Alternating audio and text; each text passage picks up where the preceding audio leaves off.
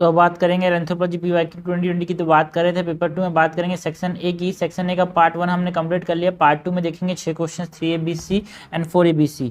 So start करते हैं। Question number 3 क्या है भाई, है ना। 3 हमारे पास है, discuss the characteristic of caste system in India. हमको बात करनी है कैरेक्टरिस्टिक ऑफ कास्ट सिस्टम की, बात करनी है भाई। तो स्टार्ट करते हैं आंसर को। सो यहाँ पे हम बात करेंगे by mentioning that the caste system एक तरह से deeply rooted social stratification system है, जो कि बेस्ड होता है on the principles of what hereditary, endogamy, occupational specialization and commensality. And इसे कुछ कैरेक्टरिस्टिक हैं जो कि हम बताएंगे, वही हेरिडिटी वाले, एंडोगेमी वाले। So the caste system in India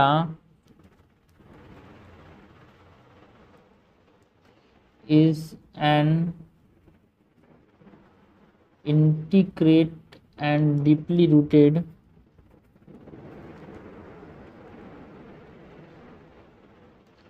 social stratification system that is based on the principles of heredity, endogamy, occupational specialization and commensality। सो यहाँ पे जो कैरेक्टरिस्टिक्स हैं और, है ना, कैरेक्टरिस्टिक ऑफ कास्ट सिस्टम की बात करें तो वही जो हेरिडिटी हमने बताया है।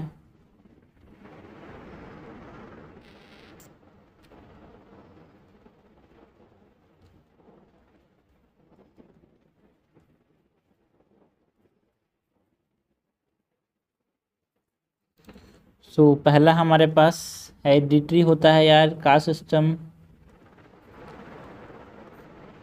है ना।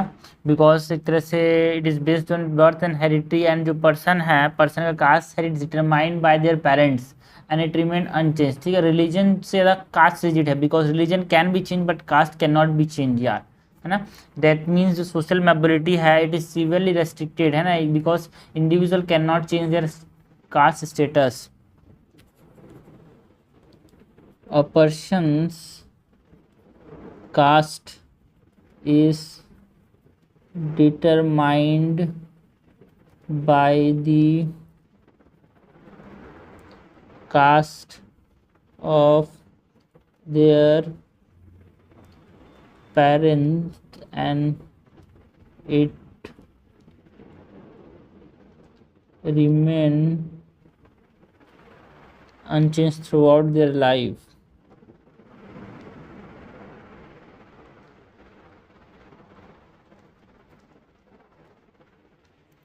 अगर हम बात करें दूसरा जो कैरेक्टरिस्टिक था, cast is an endogamous group यार, है ना। बिकॉज, है ना, यहाँ पे प्रैक्टिस ऑफ एंडोगेमी होता है, मतलब जो marriage is restricted to the member of the same caste, है ना। आदमी जो है सेम कास्ट के अंदर ही मैरिज कर सकता है ना। This help maintain purity and distinctiveness of a caste over generation. But इससे क्या हो जाता है यार, सोशल सेग्रीगेशन एंड डिस्क्रिमिनेशन हो सकता है।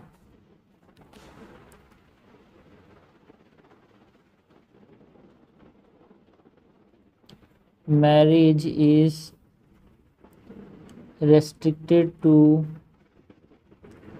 members of the same caste, and this has helped maintain the purity and distinctiveness of each caste over generations, and it, however, it has led to what, social segregation and discrimination. However, it has led to social segregation and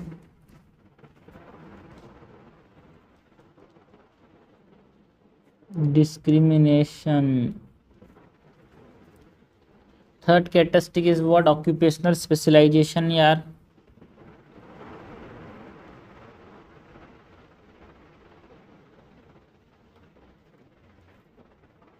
है ना, because इस caste has traditionally associated with what, एक तरह से particular occupation या फिर trade के साथ एसोसिएटेड है ना। फॉर एग्जांपल ब्राह्मण जो थे वो प्रिस्ट या फिर स्कॉलर्स थे, क्षत्रिय जो थे वो वॉरियर्स या फिर रूलर्स थे, वैश्य थे जो थे वो मर्चेंट्स या फिर ट्रेडर्स थे, एंड जो शूद्रास थे they are labourers and service provider, है ना। बट इससे क्या होता है यार, इससे ऑक्यूपेशनल स्पेशलाइजेशन से एक तरह से इकोनॉमिक इंटरडिपेंडेंस देखने को मिलता है।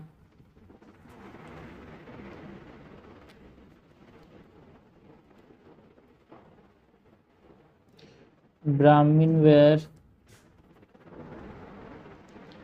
priest and scholars, the Kshatriyas were warriors and rulers, the Vaishyas were trader and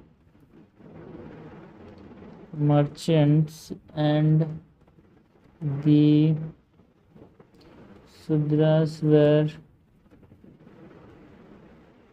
laborers and service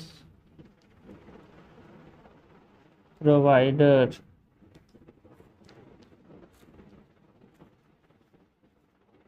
okay, से एक तरह से इंटरडिपेंडेंस देखने को मिलता है ऑक्यूपेशनल स्पेशलाइजेशन से। Fifth is what? कमेंसलिटी यार, कमेंसलिटी मतलब, है ना, it has restricted rules regarding commensality या फिर शेयरिंग ऑफ फूड देखने को मिलता है। मतलब मेंबर ऑफ डिफरेंट कास्ट जो थे they were not allowed to share food और drink from the same vessel, because ये माना जाता था that it would lead to pollution and contamination यार, है ना। जिससे क्या हुआ यार, सोशल सेग्रीगेशन या फिर डिस्क्रिमिनेशन को बढ़ावा मिला। प्योरिटी एंड पॉल्यूशन का जो कॉन्सेप्ट है, जातिस एंड वर्नास का जो कॉन्सेप्ट है यार, सोशल कंट्रोल या फिर सेंक्शंस जो हैं, मोबिलिटी एंड फ्लेक्सिबिलिटी जो है, परसिस्टेंस एंड चेंजेस जो हैं, ये सब क्या है, कैरेक्टरिस्टिक हैं यार इसके कास्ट सिस्टम की बात कर सकते हैं।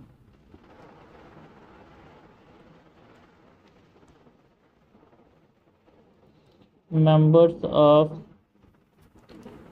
Different caste are not allowed to share food or drink from the same vessel, as it is believed that this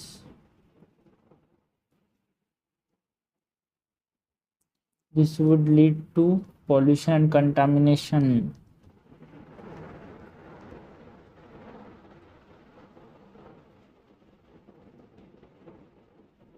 okay, और ये बहुत सारी चीज़ें की हम बात कर सकते हैं, प्योरिटी एंड पॉल्यूशन की बात कर सकते हैं यार, सोशल कंट्रोल एंड सेंक्शंस की बात कर सकते हैं, बिकॉज कास्ट सिस्टम का कुछ नॉर्म्स होते हैं यार, maintain the hierarchy, like penalties होते हैं यहाँ पे, है ना। अगर आपने वायलेट किए, हमारे पास वायलेट की कास्ट नॉर्म्स को, तो आपके अगेंस्ट वायलेंस भी हो सकता है ना। तो ये सब चीज़ें हैं। जाति एंड वर्णास में डिवाइड है कास्ट सिस्टम, लाइक ब्राह्मण, क्षत्रिय, वैश्य, शूद्र, तो हमने देखा सब जाति से भी डिवाइडेड है। तो इस तरह से हमने बताया कि डिफरेंट डिफरेंट कैरेक्टरिस्टिक है, और बहुत सारी चीज़ें हैं like mobility and flexibility, because caste system is very rigid यार, है ना। बहुत कम इंस्टेंस हमारे पास देखने को मिले हैं जहाँ पे मोबिलिटी एंड फ्लेक्सिबिलिटी देखने को मिले, वरना नहीं है यहाँ पे। तो इन कंक्लूजन हम बोल सकते हैं कि जो कास्ट सिस्टम है, undergone significant changes over time, it continue to have a profound impact on the social, economic and political life of India. हमारे पास चेंजेस तो देखने को मिले हैं यार, इसका कैरेक्टरिस्टिक तो हमने बताया ही बता। while the caste system has undergone significant changes over time, it continues to have a profound impact on the social, economic and political life of India. Okay. सो इस प्रकार से हमने आंसर लिखा। भाई क्वेश्चन क्या था, discuss the characteristic of caste system in India. तो हमने बताया कि जो कास्ट सिस्टम है एक तरह से इंटीग्रेटेड डीपली रूटेड क्या है, सोशल सर्टिफिकेशन सिस्टम है, जहाँ पे बहुत सारे प्रिंसिपल्स के ऊपर बेस होता है, like heredity, endogamy, commensality and occupational specialization, और भी लाइक प्योरिटी एंड प्योरिफिकेशन का कॉन्सेप्ट है यार, है ना, मोबिलिटी एंड बहुत सारी चीज़ें हैं। ठीक है, तो हमने कैरेक्टरिस्टिक की बात की, लाइक हेरिडिटी यार, इट रिमेन अनचेंज बिकॉज, है ना, कास्ट जो था वो पेरेंट्स से लेते हैं, उसको चेंज नहीं कर सकते। Caste is more religion, religion मैंने बताया है, religion can be change but caste can not be change. Endogamy की बात की कि यहाँ पे एक तरह से सेम कास्ट के अंदर ही मैरिज कर सकते हो यार, जिससे मैं कैसे बोला जाता था कि इसकी वजह से प्योरिटी एंड डिस्टिंक्टिवनेस मेंटेन रहेगा ओवर जनरेशन। बट इससे क्या हो गया, कास्ट एंडोगेमी की वजह से हमारे पास सोशल स्ट्रेटिफिकेशन, फिर सोशल सेग्रीगेशन या फिर डिस्क्रिमिनेशन देखने को मिला। ऑक्यूपेशनल स्पेशलाइजेशन भी है, मतलब कुछ पर्टिकुलर कास्ट जो है वो पर्टिकुलर ऑक्यूपेशन से कर सकते हैं, लाइक ब्राह्मण्स जो थे वो प्रीस्ट एंड स्कॉलर्स थे, क्षत्रिय जो थे वॉरियर्स एंड रूलर्स थे, वैश्य जो थे वो ट्रेडर्स एंड मर्चेंट थे, एंड जो शूद्रस थे वो हमारे पास लेबरर्स या फिर सर्विस प्रोवाइडर थे। तो इस प्रकार के हमारे पास कास्ट, जिसके मतलब एक तरह से ऑक्यूपेशनल स्पेशलाइजेशन देखने को मिला किसके अंदर, कास्ट सिस्टम के अंदर यार। सो एक तरह से ये इंटरडिपेंडेंस को भी बढ़ावा दे रहा था ना। हमने और भी बात की, लाइक कमेंसलिटी है कि आप खाना शेयर नहीं कर सकते, ड्रिंक शेयर नहीं कर सकते, बिकॉज इससे क्या हो जाता है, इससे माना जाता था कि पॉल्यूशन कंटामिनेशन हो जाएगा।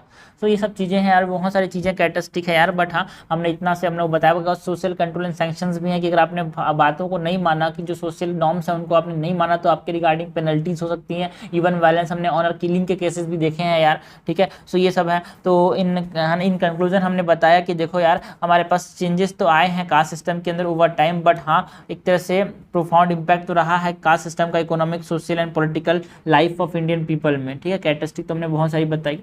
This is all about the answer regarding caste system के कैरेक्टरिस्टिक इन इंडिया।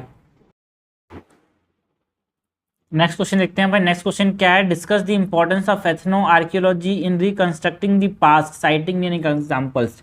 हमको बात करनी है अबाउट द इंपॉर्टेंस किसका, एथनो आर्कियोलॉजी का, इन रिकंस्ट्रक्टिंग द पास्ट। हमको इन एग्जांपल्स के इसको बताने हैं यार। सो स्टार्ट करेंगे हमारे आंसर को बाय मेंशनिंग दैट जो एथनो आर्कियोलॉजी है एक सब डिसिप्लिन है किसका, आर्कियोलॉजी का, जो किसके बारे में बात करता है, किसकी स्टडी के बारे में बात करता है, जो मटेरियल कल्चर है किसी भी सोसाइटी का, है ना, किससे, to understand what, to understand कि उनका बिहेवियर कैसा था। मटेरियल कल्चर से उनके बिहेवियर को अंडरस्टैंड करने की बात करता है, मटेरियल कल्चर से उनके बिलीफ को अंडरस्टैंड करने की बात करता है, मटेरियल कल्चर से उनके सोशल स्ट्रक्चर को अंडरस्टैंड करने की बात करता है। ये है ethno archaeology.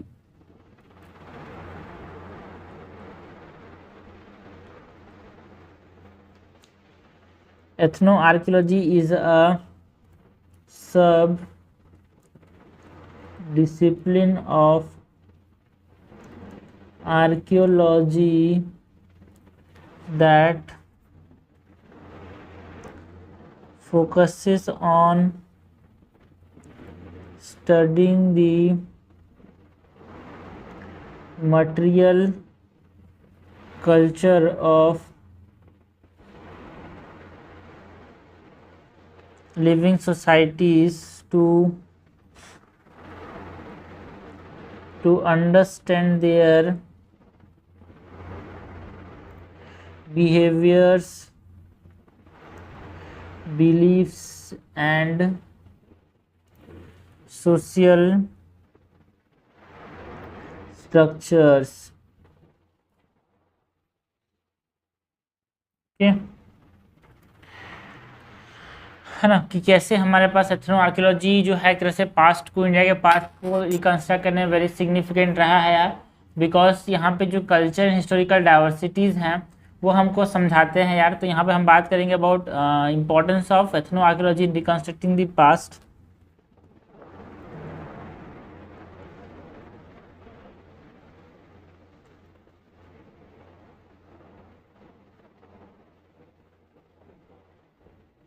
Importance of ethnoarchaeology in reconstructing the past.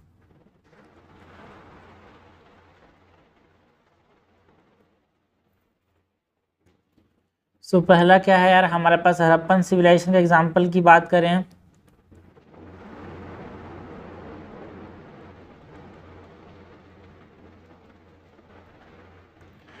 तो जो एथनो आर्कियोलॉजिकल स्टडीज़ थे ना कंटेम्प्रेरी रूरल सेटलमेंट्स के अंदर north west India and Pakistan के अंदर have provided what they have provided that एक वैल्यूबल इंसाइट प्रोवाइड किए कि जो हमारे पास फंक्शनिंग कैसी हुई होगी हड़प्पन सेटलमेंट का। फॉर एग्जांपल जो पॉटरी मेकिंग ट्रेडिशन था अमॉन्ग द मॉडर्न पॉटर्स जो गुजरात में है, दे हैव हेल्प व्हाट मतलब एथनिक स्टडी है ना, दे हैव हेल्प जो आर्कियोलॉजिस्ट है टू अंडरस्टैंड कि कौन कौन से टेक्निक यूज़ किए गए होंगे हड़प्पन पॉटर्स के द्वारा है ना, एंड उनका सोशल ऑर्गेनाइजेशन कैसा होगा क्राफ्ट प्रोडक्शन का, उसको समझने में हेल्प करता है भाई एथनो आर्कियोलॉजी। एथनो में something that is related to what culture, तो कल्चर से पुराने चीज़ों को रिलेट करना। यहाँ पे हम बात करेंगे about the study of pottery making tradition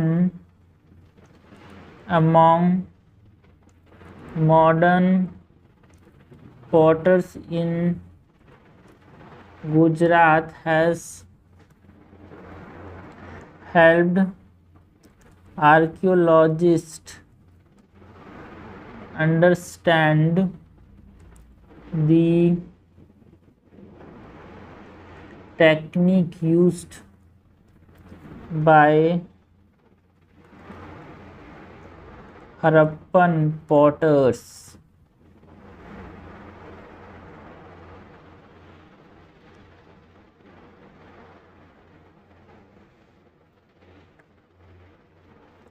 and जो सोशल ऑर्गेनाइजेशन उस समय हुआ होगा किसका, क्राफ्ट प्रोडक्शन का, उसको समझने में हेल्प करता है ये है ना। दूसरा अगर हम देखेंगे कैसे हमारे पास जो आज की जो कल्चर की स्टडी है वो मेगालिथिक कल्चर को समझने में कैसे हेल्प करता है यार, उसकी अगर हम बात करें तो जो मेगालिथिक कल्चर है पेनिनसुलर इंडिया के अंदर जहाँ पे हमारे पास लार्ज स्टोन स्ट्रक्चर्स देखने को मिले थे जिसमें बुरियल मॉन्यूमेंट्स थे है ना, जो कि मतलब से आयरन एज तक डेट किए जा सकते थे। ठीक है, हमारे पास जो एथनो आर्कियोलॉजिकल इन्वेस्टिगेशंस हुए थे ना, ट्राइबल कम्युनिटी जो कर्नाटका एंड केरला में रहते हैं वो आज भी प्रैक्टिस करते हैं मेगालिथिक बिल्ड कस्टम को, तो इससे हमको हेल्प हुआ जो आर्कियोलॉजिस्ट है कि यहाँ पे भी हमारे पास सोशल रिलीजियस सिग्निफिकेंस रहा होगा एंशिएंट मॉन्यूमेंट्स का, तो उसकी हम बात कर सकते हैं।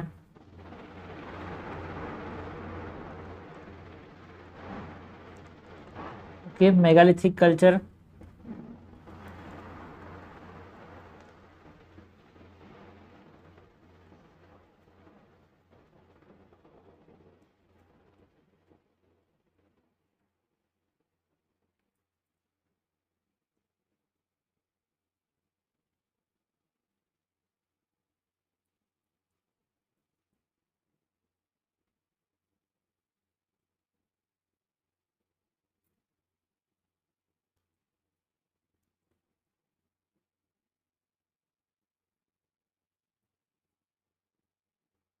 जो कि आज भी क्या प्रैक्टिस करते हैं,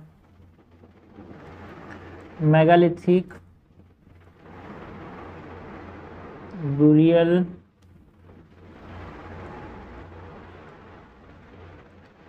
customs have helped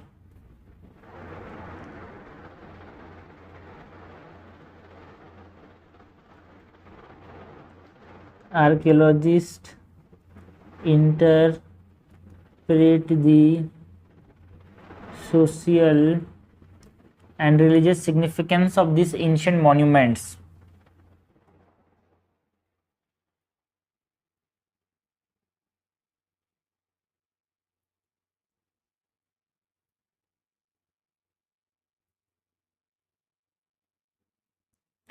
ओके, तो ये हमने बताया यार क्या एग्जाम्पल इम्पोर्टेंस है एथनो आर्कियोलॉजी का। अगर हम बात करें कि आयरन एज या फिर जो चैल्कोलिथिक कल्चर है उसके रिगार्डिंग जो हमारे पास चीज़ें हैं उसमें भी हमारे पास इंपॉर्टेंस रहा है ethno archaeological reconstructing the past. और भी हम बात सर कर सकते हैं about the tribal and pastoral societies की बात कर सकते हैं कि कैसे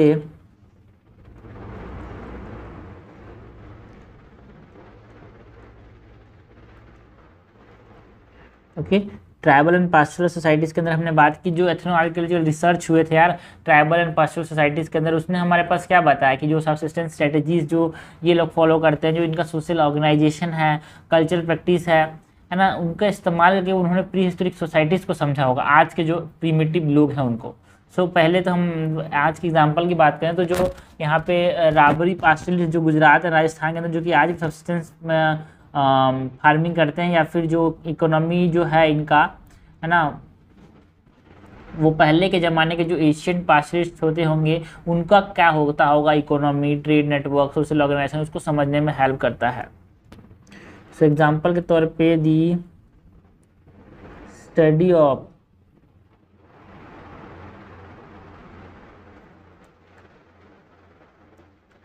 राबरी pastoralist in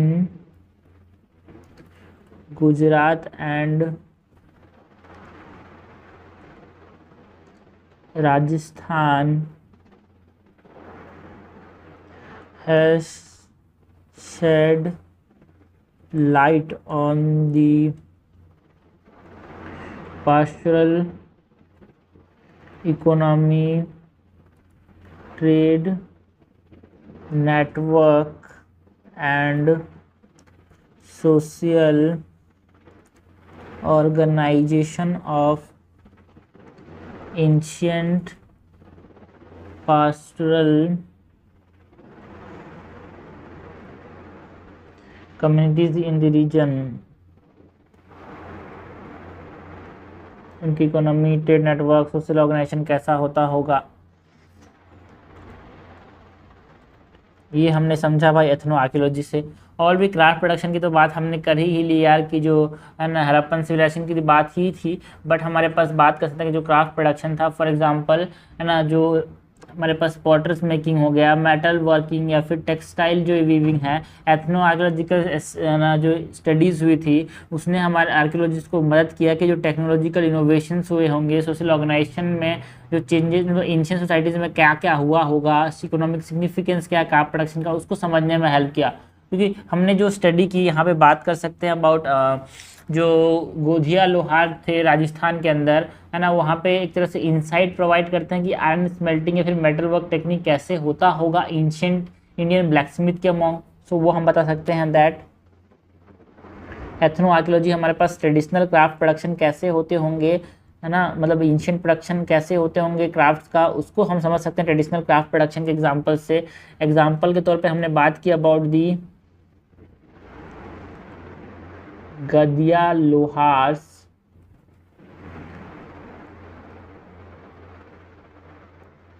in Rajasthan has provided insight into the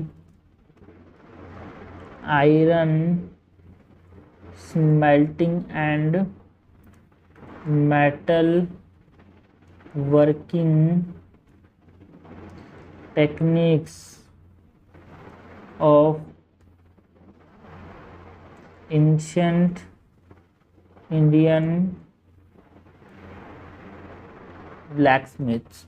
so in conclusion हम बोल सकते हैं जब हम मटेरियल कल्चर को पढ़ते हैं लिविंग सोसाइटीज़ का, तो archaeologist can draw analogies with the archaeological records and gain better understanding of how people lived in the past, कैसे वो इंटरेक्ट करते होंगे इन्वायरमेंट के साथ और कैसे उन्होंने complex social and cultural system बनाया होगा। इसीलिए एथनो आर्कियोलॉजी का बहुत बड़ा सिग्निफिकेंट रोल रहा है इंडिया की डाइवर्सिटी और रिच हिस्ट्री को समझने में। सो दस by studying the material culture of living societies, archaeologist can draw analogies with the archaeological record and gain a better understanding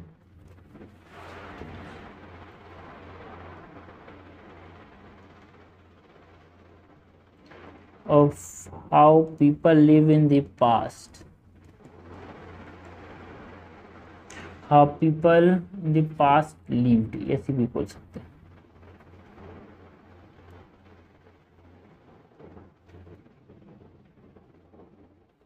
सो इस प्रकार से हमने कंक्लूड किया यार। सो क्वेश्चन क्या था? क्वेश्चन था भाई discuss the importance of ethnoarchaeology in reconstructing the past citing Indian examples. तो हमने बताया कि एथनो आर्कियोलॉजी है क्या। इट इज़ अ सब डिसिप्लिन ऑफ आर्कियोलॉजी जहाँ पे हम मटेरियल कल्चर को स्टडी करते हैं यार, कि है ना, जो लिविंग सोसाइटीज़ के जो मटेरियल कल्चर है वो कैसा होता होगा उसको स्टडी करते हैं, और उससे हम जो behaviour, belief and social structure है पास्ट का उसको हम समझते हैं। Importance of ethnoarchaeology in reconstructing the past की बात करें तो हड़प्पन सिविलाइजेशन का एग्जांपल देते हैं भाई, कैसे हमने आज के ज़माने के जो पॉटर्स थे गुजरात के अंदर उनकी स्टडी की, और उससे हमने समझा कि हड़प्पन के पॉटर्स कैसे है ना काम करते होंगे, उनकी टेक्निक्स कैसी होती होगी। तो हमने आज के जो कल्चर है उससे हमने पुराने चीज़ों को समझा। इसको बोलते हैं एथनो आर्कियोलॉजी। कल्चर इस means ethno archaeology means archaeological evidences को हमने क्या किया, रिकंस्ट्रक्ट किया पास्ट को। ऑल्सो जो मेगालिथिक कल्चर है आज के ज़माने के, जो हमारे पास कर्नाटका एंड केरला के अंदर कुछ ट्राइबल कम्युनिटीज़ हैं जिनका आज भी वहाँ पे मेगालिथिक बुरियल कस्टम देखने को मिलता है, तो हमको समझ आया कि जो पेनिनसुलर इंडिया है वहाँ पे मेगालिथिक जो कल्चर है, जहाँ पे बहुत सारी चीज़ें की जाती थी यार मेगालिथिक कल्चर के अंदर। हमारे पास बुरियल साइट तो थे ही थे, है ना। आयरन एज को जो चीज़ें थी वो यहाँ पे समझने में हेल्प किया इनकी जो स्टडी थी। यहाँ के जो आज भी जो ट्राइबल कम्युनिटीज़ हैं कर्नाटका एंड केरला के अंदर, जो कि आज भी क्या को फॉलो करते हैं, मेगालिथिक बुरियल कल्चर को प्रैक्टिस करते हैं, तो उनसे आर्कियोलॉजिस्ट ने इंटरप्रेट किया कि सोशल एंड जो रिलीजियस सिग्निफिकेंस रहा है इन मोन्यूमेंट्स का इन constructing the past. Tribal and postal communities की बात की कि कैसे जो ट्राइबल आज के ज़माने के जो हम ट्राइबल कम्युनिटीज़ को देखते हैं, तो पहले के जो ज़माने के ट्राइबल, क्योंकि आज के जो प्रिमिटिव ट्राइबल कम्युनिटीज़ हैं जो सब्सिस्टेंस एग्रीकल्चर मैक्सिमम फॉलो करते हैं, तो उनसे हम पहले के लोग कैसे जीते होंगे उसको हम समझ सकते हैं। एंशिएंट पेस्टल कम्युनिटीज़ कैसे चलती होगी, उनका सोशल ऑर्गेनाइजेशन कैसा होगा, नेटवर्क कैसा होता होगा, trade network, social and economy कैसे होती होगी, तो उसकी हमने स्टडी की। जैसे कि हमने राबरी पास्टोरलिस्ट जो कि गुजरात और राजस्थान के अंदर कम्युनिटीज़ हैं उनकी जो स्टडी की हमसे, उससे उनके जो कल्चर की स्टडी थी उनसे जो हमने समझा कि पहले के लोग कैसे रहते होंगे, तो इससे पास्ट को समझने में हेल्प हुआ। ऑल्सो जो ट्रेडिशनल क्राफ्ट प्रोडक्शन है, लाइक हमने देखा जो आयरन स्मेल्टिंग है, फिर मेटल वर्किंग टेक्निक्स आज हम देखते हैं अराउंड जो गोधिया लोहार जो कि बेसिक टेक्निक्स का फॉलो करते हैं, उनसे हम समझते थे कि एंशिएंट इंडियन ब्लैकस्मिथ कैसे, उनसे हमने समझा कि एंशिएंट ट्रेडिशनल ब्लैकस्मिथ कैसे काम करते होंगे। सो इन कंक्लूजन हमने बताया कि जो मटेरियल कल्चर है आज की जो लिविंग सोसाइटीज़ का, वो हम उससे जो हमने एनालॉजी बनाई थी आर्कियोलॉजिकल रिकॉर्ड्स के साथ, उससे हमको समझ आया कि पुराने ज़माने में लोग रहते कैसे होंगे, कैसे एक दूसरे से इंटरेक्ट करते होंगे, कैसे इन्वायरमेंट से इंटरेक्ट करते होंगे, कैसे सोशल कॉम्प्लेक्स सोशल स्ट्रक्चर बनाया होगा, कल्चर सिस्टम कैसे बनाया होंगे। तो एक प्रकार से हमारे पास जो रिच इंडिया की डाइवर्सिटी है, हिस्ट्री है, डाइवर्स हिस्ट्री, उसको समझने में हेल्प किया एथनो आर्कियोलॉजी ने यार। This is all about the answer regarding this ethno archaeology का importance in reconstructing the past. आगे बढ़ते हैं भाई, नेक्स्ट क्वेश्चन देखते हैं। क्वेश्चन क्या है, explain the impact of Hinduism on tribal people of India.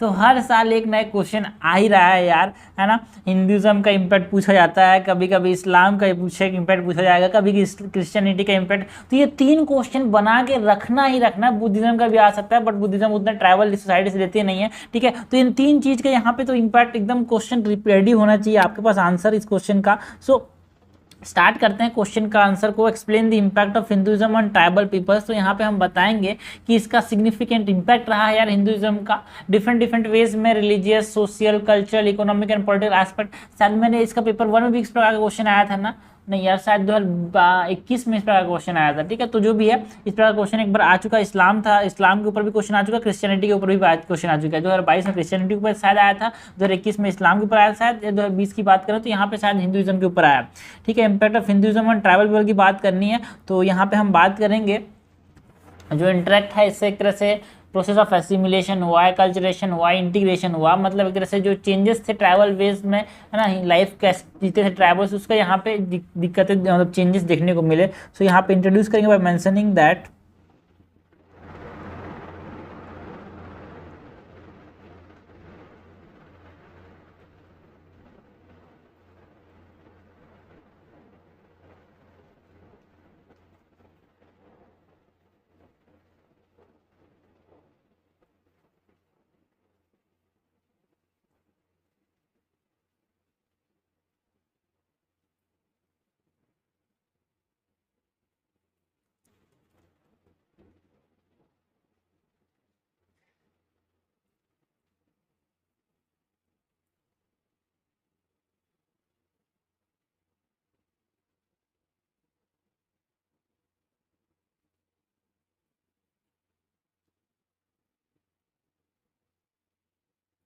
Okay. सो अगर हम बात करें रिलीजियस इम्पैक्ट क्या क्या हुआ है उसकी, तो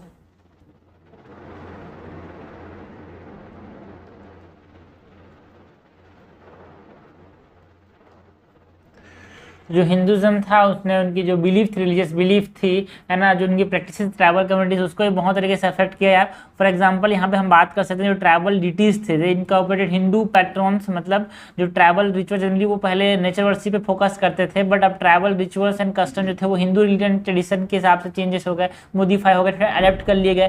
फॉर एग्जाम्पल अगर हम बात करें तो जो कोया ट्राइब है, कोया ट्राइब कहाँ का है भाई, आंध्र प्रदेश का।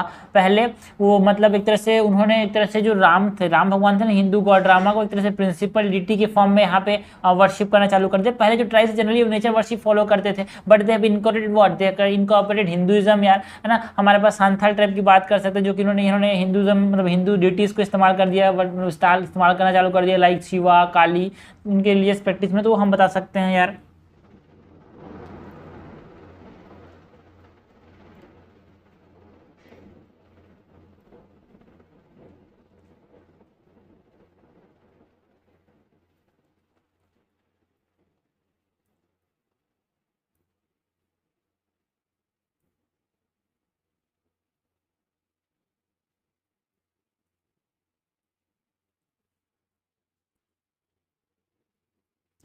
Tribal rituals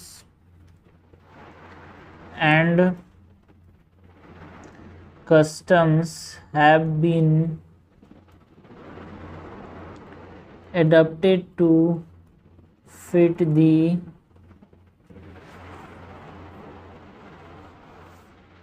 Hindu religious tradition.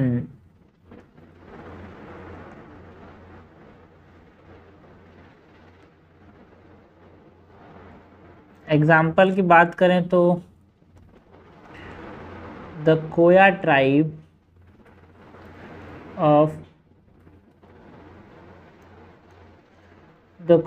Of Andhra Pradesh worships the Hindu god Rama as one of the principal deity.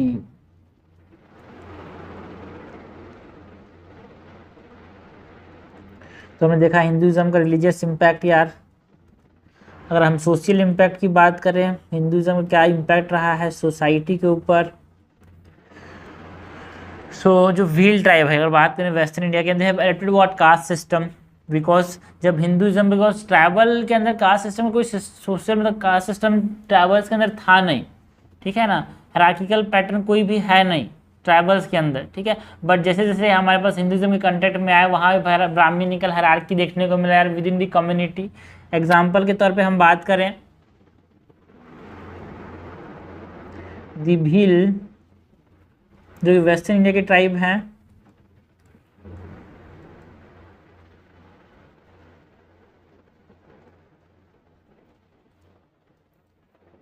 Adopted caste system, है ना। और हम राजपूत भील की बात करें, at the top followed by Brahmin Bhil and other types of Bhil, है ना।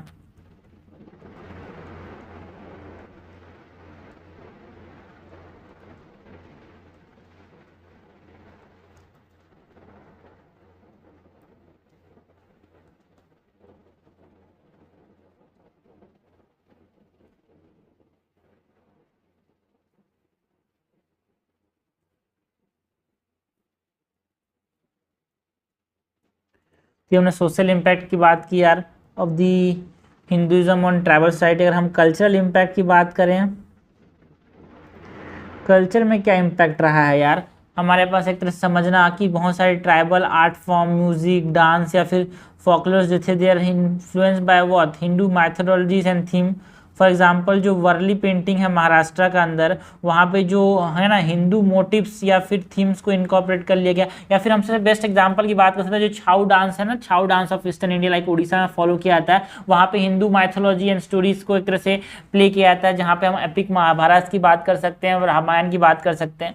तो वो कब हुआ यार, जब वो कब किसके कंटेक्ट में आए, किसके कंटेक्ट में आए, वो जब ट्राइबल हिंदुइज्म के कंटेक्ट में आए।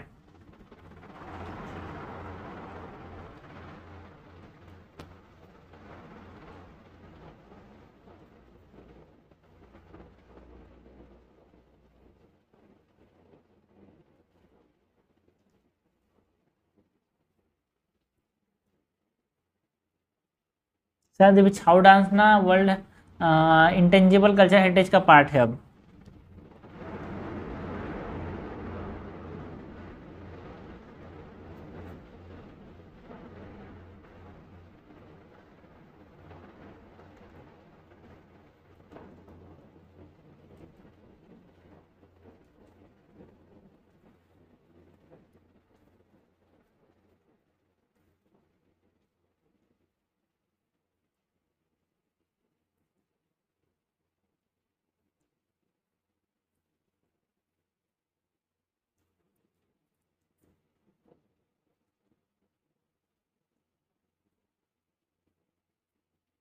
ओके तो कल्चरल इम्पैक्ट की बात की भाई, हम यहाँ पे इकोनॉमिक इम्पैक्ट की बात भी कर सकते हैं कि क्या क्या इकोनॉमिक इम्पैक्ट रहा है भाई हिंदुज़म के कांटेक्ट में आने से ट्राइबल्स का,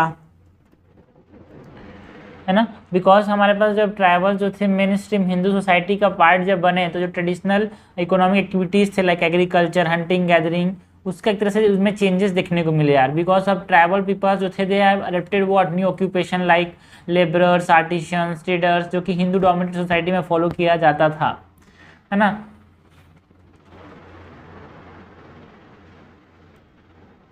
एक तरह से इसकी वजह से क्या देखने को मिला हमारे पास, डिपेंडेंस एंड एक्सप्लॉयटेशन देखने को मिला यार।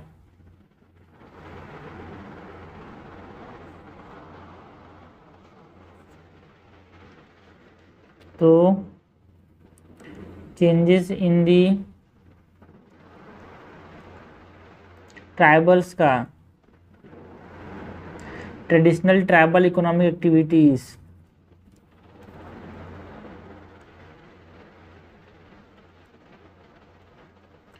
जो कि पहले क्या था यार, एग्रीकल्चर था या फिर हंटिंग एंड गैदरिंग से वो क्या हो गए,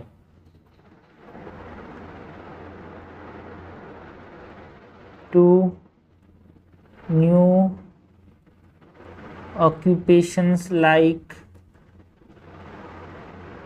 laborers, artisans and traders, जो कि हिंदी डोमिनेटेड सोसाइटी में देखने को मिलता है।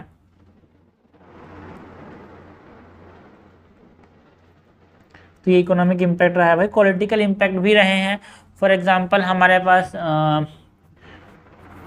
बहुत सारे ट्राइबल पीपल्स जो थे एक तरह से become a part of the Hindu vote bank and often use, है ना, as a tool to garner vote during the election, because tribal communities को एक हिंदू सोसाइटी में एक्यूमुलेट करके पॉलिटिकल इंप्लीकेशन देखने को मिलता है यार। ट्राइबल्स को लोग बोलते हैं भाई तुम भी तो हिंदू ही हो, तुम भी हमको वोट दो, है ना। तो एक तरह से वोट बैंक पॉलिटिक्स का हिस्सा बन जाते हैं। This lead to what, marginalisation tribal identity यार, एंड उनके इंटरेस्ट को एक तरह से देखा नहीं जाता बिकॉज उनको हिंदू हिंदू बोल के उनको आपस में जोड़ लिया जाता है ना। सो ये भी दिखने को मिला यार।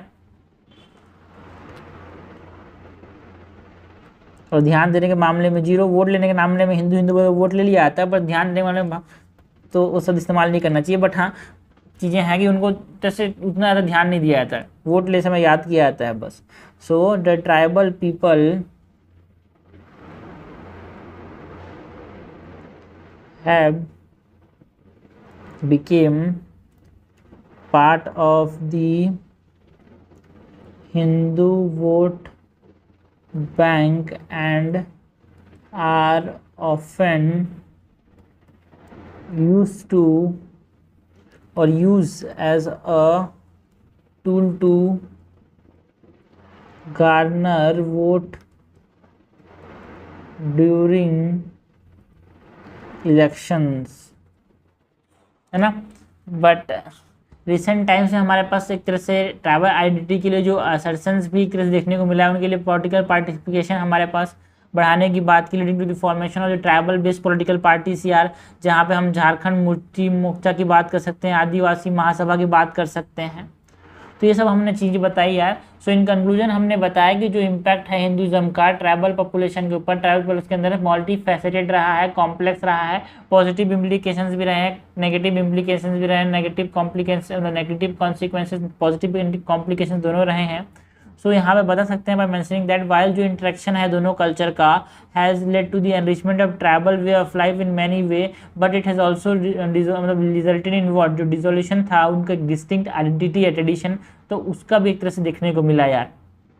चैलेंजेस आज ही प्रोसेस करते हैं, तो हमारे पास एक बैलेंस बना के रखना है between the integration and with the main stream society while the preservation of their unique culture heritage.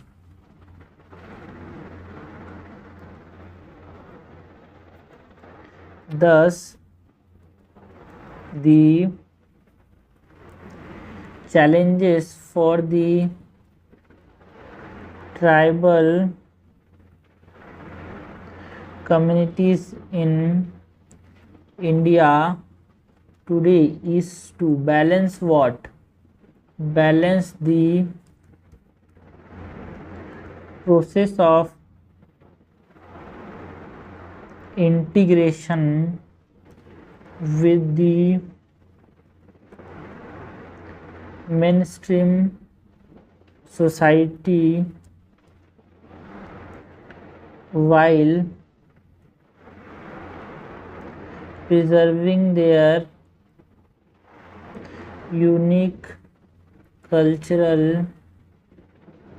heritage। तो इस प्रकार से हमने कंक्लूड किया भाई। क्वेश्चन क्या था यार? क्वेश्चन था हमारे पास impact of Hinduism on tribal people की बात करनी थी। सो उसका ट्राइबल पीपल्स के ऊपर बहुत ज़्यादा इम्पैक्ट रहा है हिंदुज्म का यार, regarding the religious practice, social, culture, economic, political aspect. तो हमने बताया कि रिलीजियस इम्पैक्ट क्या रहा है कि पहले तो हमारे पास नेचर वर्शिप पे फोकस करते थे ट्राइबल कम्युनिटीज़, बट धीरे धीरे उन्होंने हिंदू पैट्रॉन्स को कैसे एक्यूमुलेट करना चालू कर दिया। ट्राइबल रिचुअल्स एंड कस्टम जो थे वो हिंदू रिलीजियस ट्रेडिशन के हिसाब से फिट होने लगे।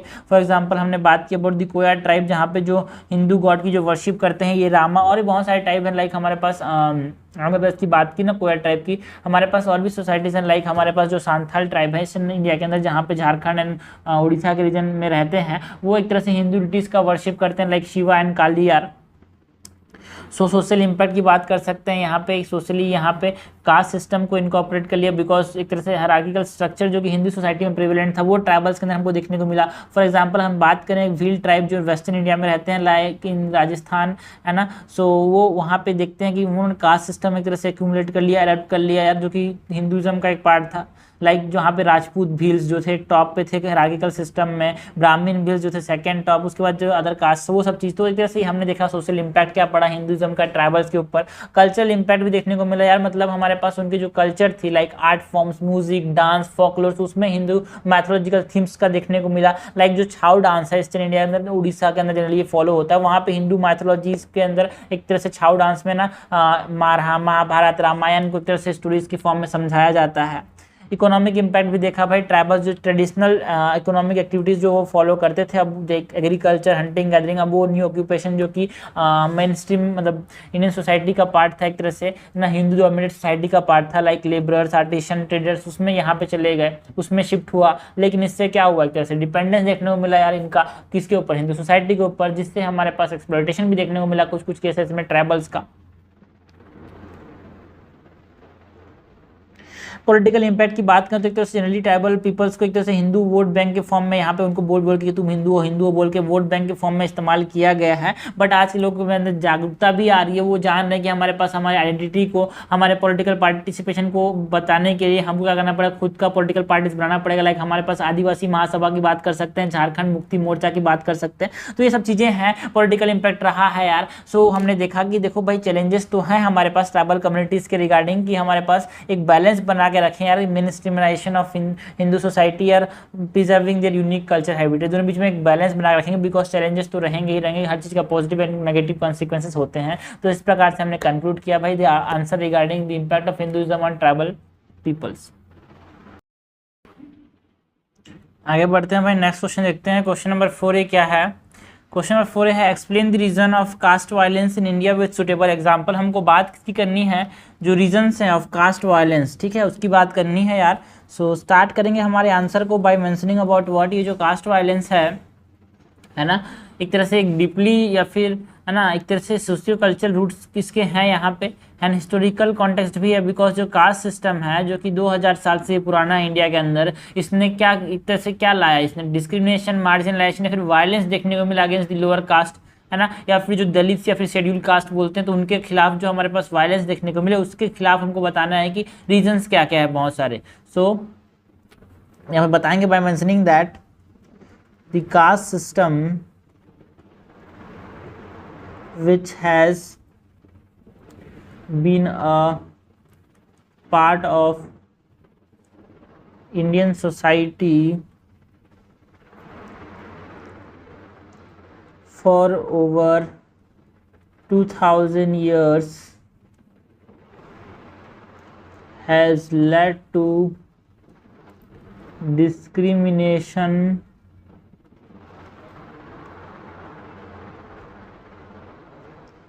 marginalization, and violence against lower caste, also known as Dalits or scheduled caste.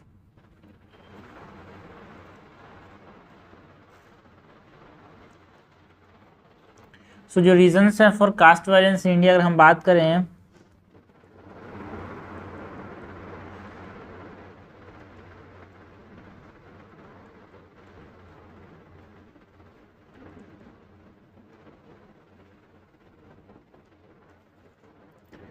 सो पहला जो रीजन है वो है हिस्टोरिकल इनजस्टिस यार।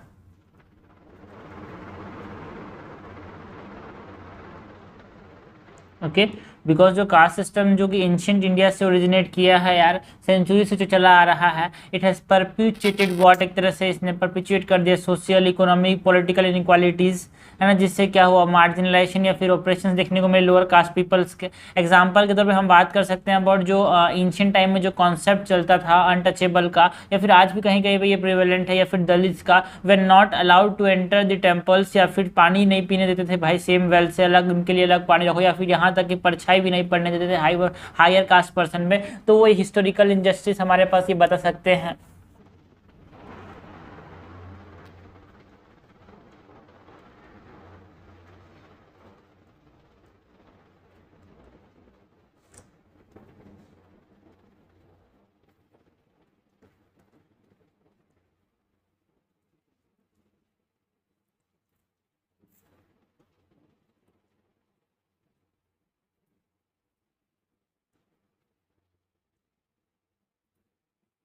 Not allowed to enter the temple,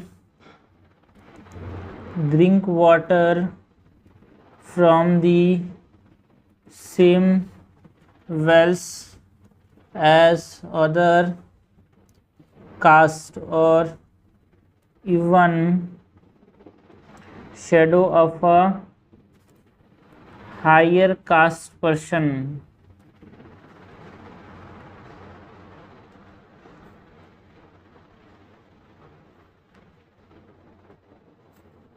तो ये हिस्टोरिकल इनजस्टिस की वजह से हमारे पास वायलेंस देखने को मिलता है अगेंस्ट द लोअर कास्ट यार। जो इकोनॉमिक डिस्पैरिटीज है वो भी एक कारण है यार।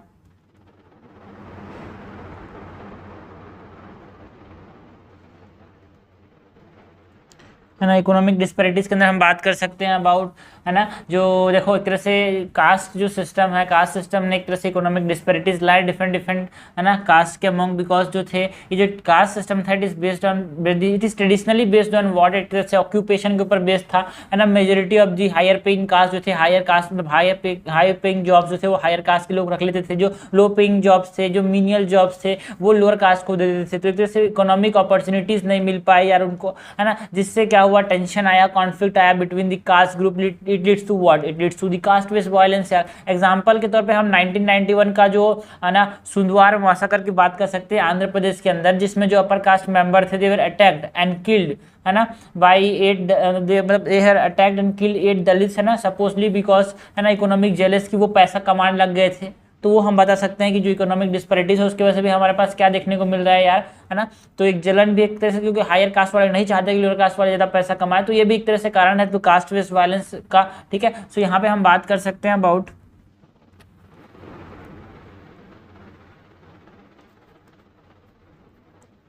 The traditional caste based occupation system has meant that lower caste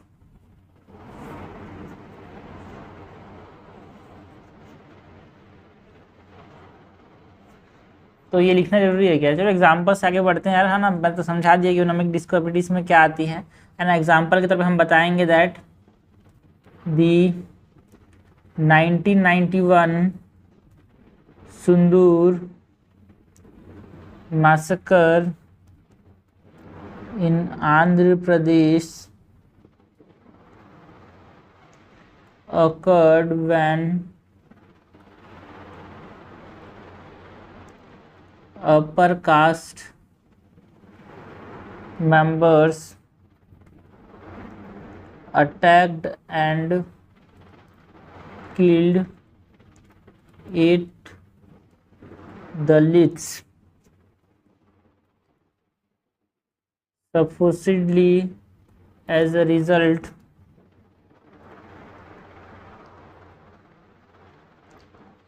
of economic jealousy and competition। तो ये हमने बताया यार, है ना। पॉलिटिकल मोबिलाइजेशन भी एक कारण है यार of what the caste based violence, because समझना जो पॉलिटिसाइजेशन है of the caste has it has further lead to caste based violence, because जो पॉलिटिकल पार्टीज हैं या फिर जो लीडर्स हैं, है ना, they have used the caste identities, है ना, जो वोट पाने के लिए जो कास्ट आइडेंटिटीज का इस्तेमाल किया, एक तरह से जो इंटर कास्ट टेंशन को बढ़ावा दिया, जिससे एक तरह से हमको वोट मिले, एक पर्टिकुलर आदमी को एक पर्टिकुलर कास्ट के वोट मिले, तो इन्होंने इंटर कास्ट टेंशन को भी बढ़ावा दिया, वायलेंस को बढ़ावा दिया, है ना। तो this has lead to what caste based violence. तो ये भी बता सकते हैं कि पॉलिटिकल मोबिलाइजेशन से कैसे कास्ट बेस्ड वायलेंस हुआ। एग्जांपल के तौर पे हम जो भीमा कोरेगांव इंसिडेंट्स की बात कर सकते हैं। जो भीमा कोरेगांव जो वायलेंस हुआ था 2018 के अंदर महाराष्ट्र में, है ना, वो क्यों हुआ था भाई? एक तरह से आप समझ सकते हो जो मोबिलाइजेशन था दलित्स एंड मराठास का, है ना, जो डिफरेंट पॉलिटिकल एंटिटीज थे ना, वोट बैंक पॉलिटिक्स के नाम पे, है ना, जो इन्होंने आपस में टेंशन जो डेवलप किया, वो भी हम एग्जाम्पल में बता सकते हैं कि यार इसकी वजह से भी कास्ट बेस्ड वायलेंस हो सकता है, होता है। तो तीसरा जो कारण है यहाँ पे हम बता रहे हैं about it is political mobilisation.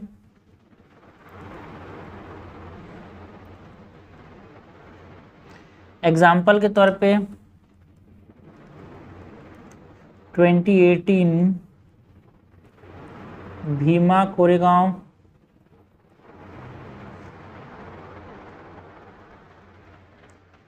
Violence in Maharashtra can be traced back to the mobilization of Dalit and Maratha caste groups by various political entities। Okay तो ये भी एक कारण है भाई। तो हमने अभी तक तीन कारण देखे भाई। जो हमारे पास हिस्टोरिकल इनजस्टिस है उसकी वजह से कास्ट बेस्ड वायलेंस देखने को मिलता है, इकोनॉमिक डिस्पैरिटीज की वजह से कास्ट बेस्ड वायलेंस देखने को मिलता है, हमारे पास जो पॉलिटिकल मोबिलाइजेशन है उसकी वजह से कास्ट बेस्ड वायलेंस देखने को मिलता है ना। सोशल एक्सक्लूजन भी एक कारण है यार कास्ट बेस्ड वायलेंस का। सोशल एक्सक्लूजन का मतलब हम क्या समझते हैं? सोशल एक्सक्लूजन का मतलब है ना हमारे पास जो डिस्क्रिमिनेशन हो रहे हैं लोअर कास्ट के अराउंड, या फिर जो रिसेंटमेंट मतलब ला रहा है, एक तरह से यही है ना। बिकॉज जो वायलेंट प्रोटेस्ट है that is between different caste group, वो हम कह सकते हैं सोशल एक्सक्लूजन की वजह से, बिकॉज उनको एक तरह से जो डिस्क्रिमिनेशन किया जाता है, फिर मार्जिनलाइज किया जाता है ना, उसका भी एक कारण है मतलब तरह से वायलेंस का यार। फॉर एग्जाम्पल हम बात करें जो पटेल से फिर जो पाटीदार से गुजरात के अंदर उनके बीच में जो एजिटेशन देखने को मिला, है ना, बिकॉज जो ट्रेडिशनल हायर कास्ट थे वहाँ पे पटेल्स कम्युनिटी जो थे गुजरात के अंदर वो हायर कास्ट थे, है ना, और उन्होंने जो स्टेट गवर्नमेंट में कब्जा किया था, बट बहुत सारे है ना क्लैशेस देखने को मिले यार because of the what exclusion, है ना। जो लोअर कास्ट थे जो डिटरमाइंड जो सो कॉल्ड लोअर कास्ट थे, यहाँ पे जो पाटीदार थे उनके खिलाफ जो क्लैशेस देखने को मिले यहाँ पे, मतलब Patel community and state government के खिलाफ, रिजल्टिंग इन व्हाट बहुत सारा डैमेज हुआ प्रॉपर्टी का, बहुत सारे डेथ भी हुए। ओके तो सोशल एक्सक्लूजन भी एक कारण रहा है, और बहुत सारे कारण हैं भाई लाइक कास्ट बेस्ड क्राइम जो है, जो एक तरह से आप समझना बिकॉज जो कुछ प्रिजुडिसेस हैं, पहले की जो धारणाएं हैं और जो बायसेस हैं लोअर कास्ट के, है ना, लिए अगेंस्ट मतलब जो कास्ट बेस्ड क्राइम जो करते हैं, है ना, तो रिगार्डिंग वो हरासमेंट करते हैं, असॉल्ट करते हैं और मर्डर कर देते हैं, तो वो जो है ना वो परपिचुएट करता है कि जो मतलब इंजॉय करते हैं, जो हायर कास्ट अगर यहाँ पे स्टेटस से बिलोंग करता है ना, तो उनको क्या मिलती है, संभावना मिलती है, मतलब एक तरह से जो हायर कास्ट के पीपल है उनके रॉन्ग सही क्या बोल के, तो एक तरह से उनको और भी ज़्यादा बढ़ावा देता है कि और भी ज़्यादा कमिट करें यार वायलेंस के एक्ट। फॉर एग्जांपल यहाँ पे हम बात कर सकते हैं अबाउट 2006 के अंदर जो है ना खैरलंजी मैसेकर हुआ था महाराष्ट्र के अंदर, जहाँ पे ब्रूटल मर्डर था भाई 4 लोगों, 4 दलित फैमिली के मेंबर्स का, है ना। तो एक तरह से हम बात कर सकते हैं जो अपर कास्ट विलेजर्स ने उनको डेथ करी, तो एक तरह से इससे क्या होता है, जो कास्ट बेस्ड क्राइम्स है ना क्राइम्स परपिचुएट मोर क्राइम्स, ये सिंपल सा कॉन्सेप्ट है यार, बिकॉज एक तरह से है ना डिटरेंस नहीं होता, उल्टा एक तरह से बढ़ावा मिल जाती है, ये हमारे पास कॉन्सेप्ट है, तो उसकी बात कर सकते हैं। और भी बहुत सारी चीजें यार, लाइक हमारे पास जो लीगल प्रोटेक्शन है ना सोशल प्रोटेक्शन है, उसकी कमी होना भी एक कारण है कि हमारे पास वायलेंस देखने को मिलता है लोअर कास्ट के है ना, लोअर कास्ट के अगेंस्ट। तो ये हमने बताया बिकॉज बहुत सारे अफर्मेटिव एक्शन तो लिए हैं गवर्नमेंट ने, बहुत सारे लीगल एंड पॉलिसीज बनाए हैं, बट जो शेड्यूल कास्ट एंड शेड्यूल हमने बात की about the schedule caste and schedule tribe prevention of atrocities act जो कि 1999 में आया था, बट इसका इंप्लीमेंटेशन ठीक से नहीं हुआ है ना, वो दिक्कत है यहाँ पे। उसके वजह से भी यहाँ पे बहुत सारे वायलेंस हो रहे हैं, तो ये भी हम बता सकते हैं यार।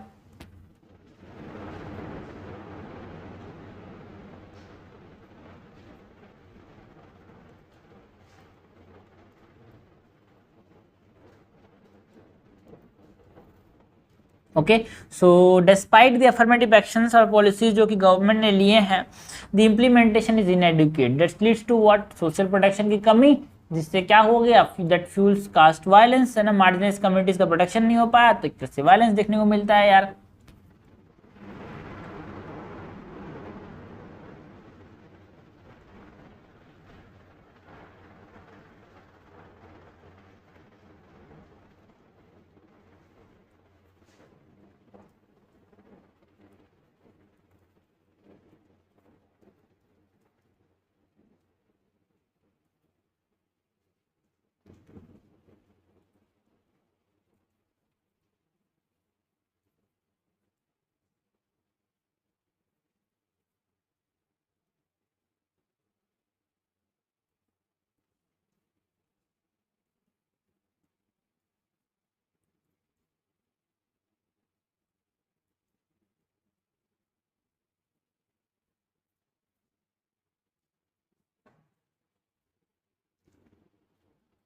तो ये जो schedule caste and schedule tribe prevention of atrocities act है, इसका इम्प्लीमेंटेशन ठीक से ना हो पाना भी एक कारण है यार हमारे पास कास्ट बेस्ड वायलेंस का।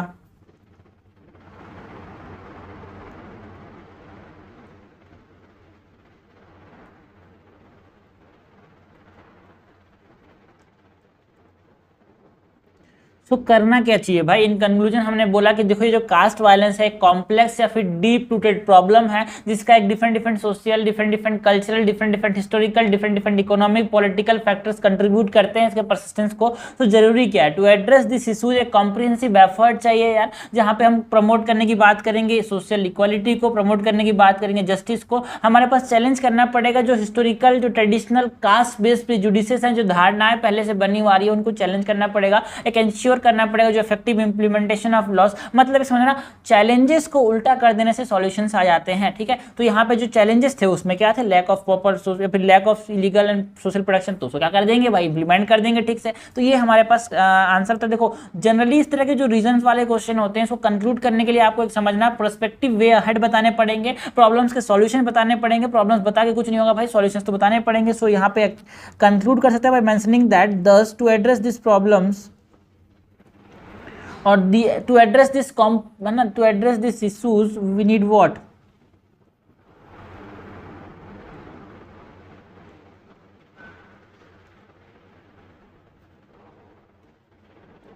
एक कॉम्प्रिहेंसिव एफर्ट चाहिए यार, comprehensive effort are required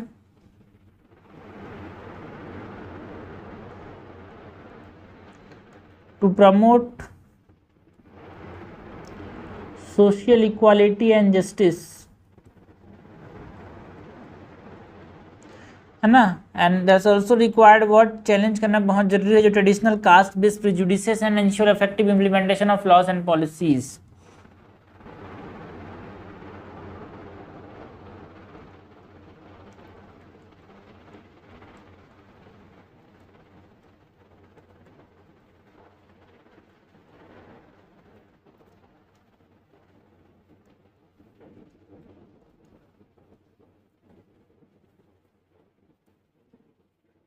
effective implementation of laws and policies.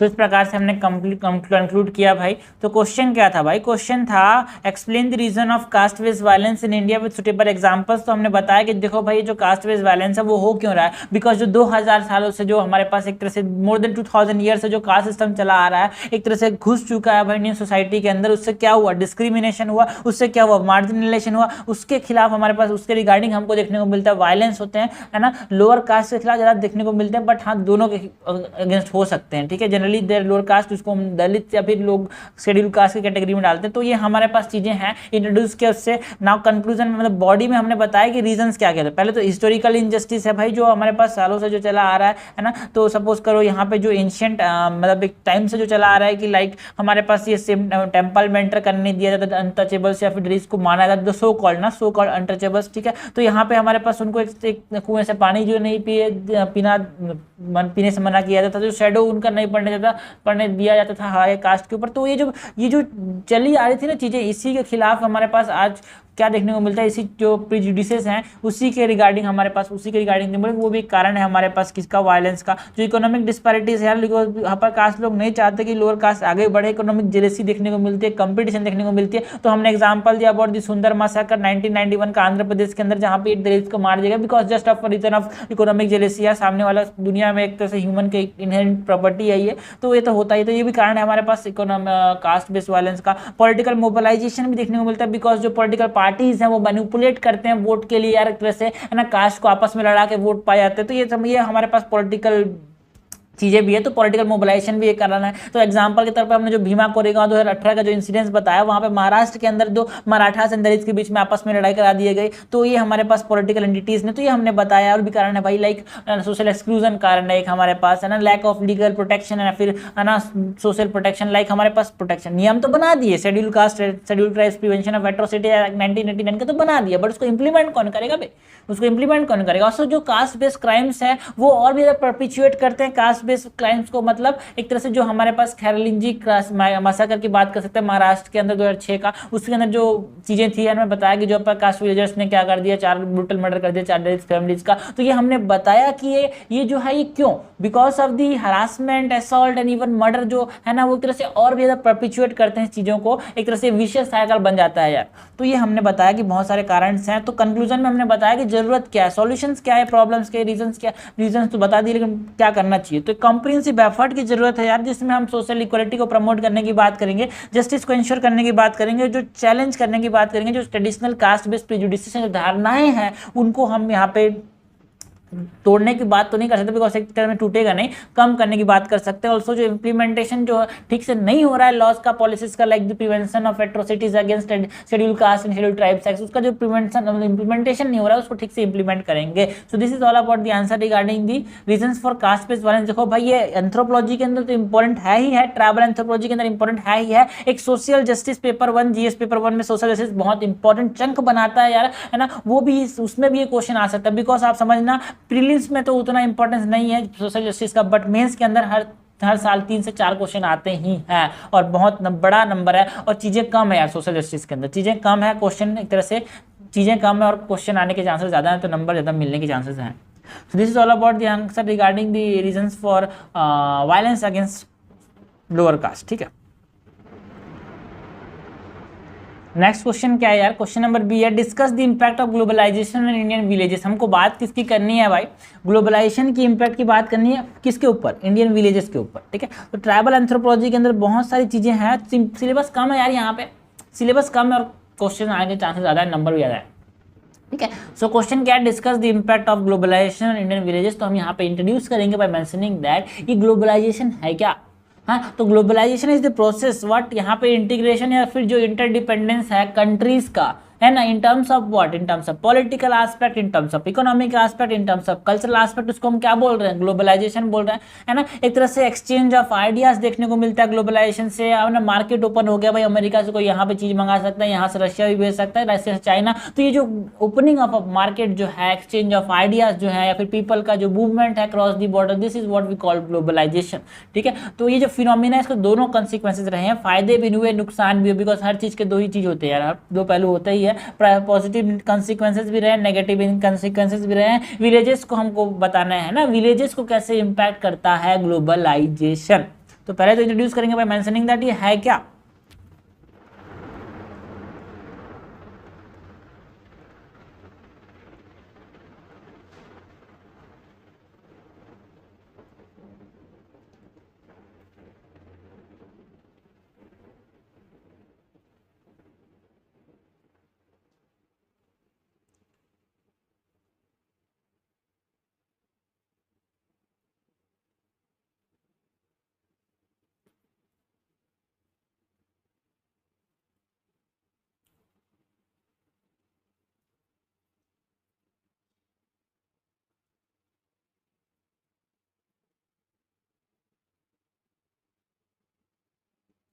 Increasing integration and interdependence of countries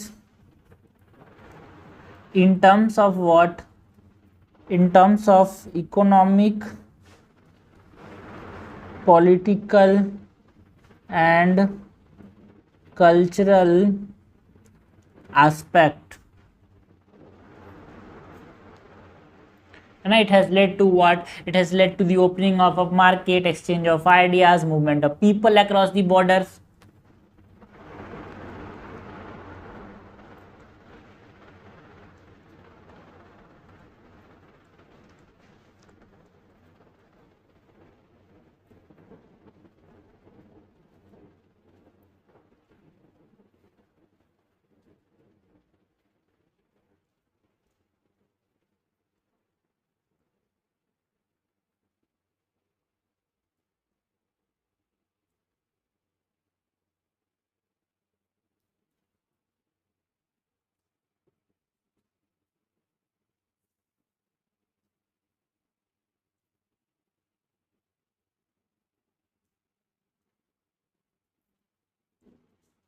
okay, so now हर मेजर इम्पैक्ट ऑफ ग्लोबलाइजेशन की बात करें ऑन इंडियन विलेजेस।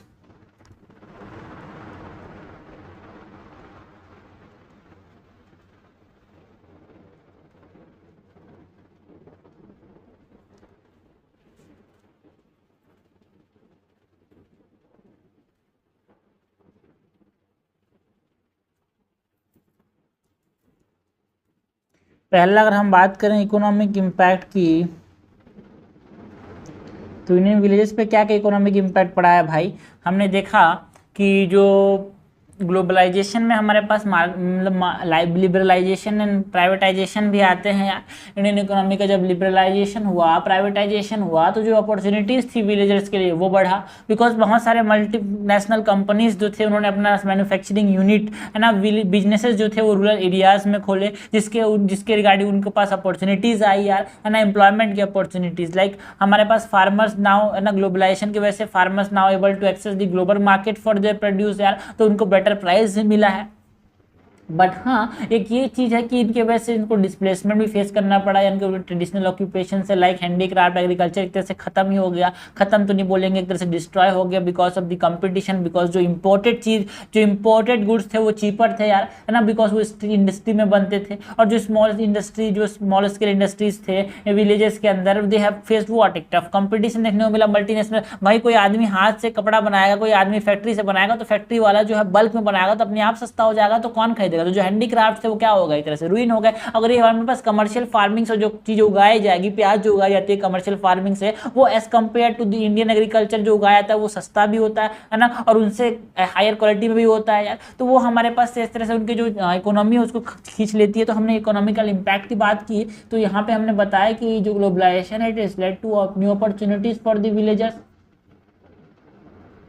यहाँ पे हम बात करेंगे that many multinational companies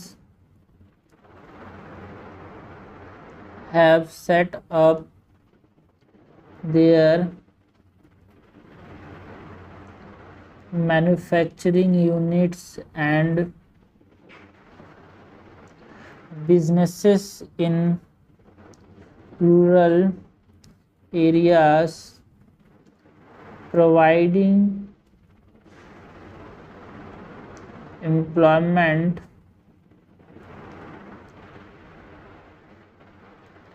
opportunities to the local people.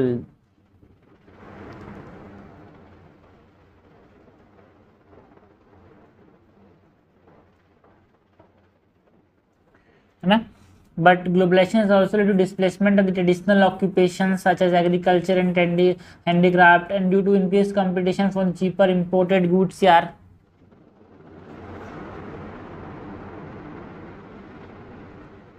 देखो भाई, इससे कुछ फर्क नहीं पड़ता है ना, एग्जाम्पल से हम समझाते हैं। एग्जाम्पल्स जितने ज़्यादा लिखेंगे हमारे पास फायदे उतने ज़्यादा है, मार्क्स उतने ज़्यादा मिलेंगे, ठीक है। सो यहाँ पे हम बताएंगे इकोनॉमिक इम्पैक्ट के तौर पे हम बताते हैं अबाउट दी एग्जाम्पल जो फ्लोरिकल्चर था। फ्लोरिकल्चर मतलब फल फूल उगाने का जो चीज़ें थी। फ्लोरिकल्चर जो इंडस्ट्री है, it has significantly grown due to what, globalisation. Because जो फार्मर्स थे रूरल एरियाज उनको बेनिफिट हुआ बिकॉज फ्लावर्स जो थे अब एक्सपोर्ट होने लगे। वह जो ट्रेडिशनल वीवर्स थे वो यहाँ पे हार्डशिप फेस करना पड़ा because of the influx of cheaper machine में टेक्सटाइल्स यार। तो एक इंडस्ट्री का तो फ्लरिशमेंट देखने को मिला, एक इंडस्ट्री रूइन हो गया।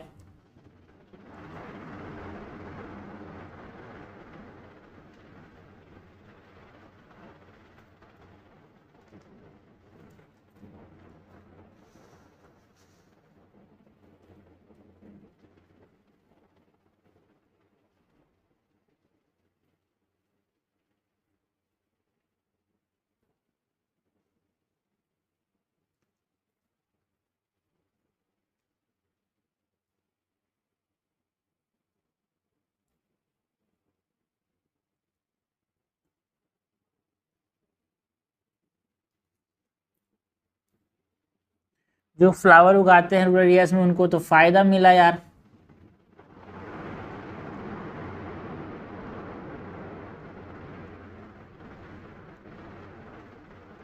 हावेवर जो हमारे पास ट्रेडिशनल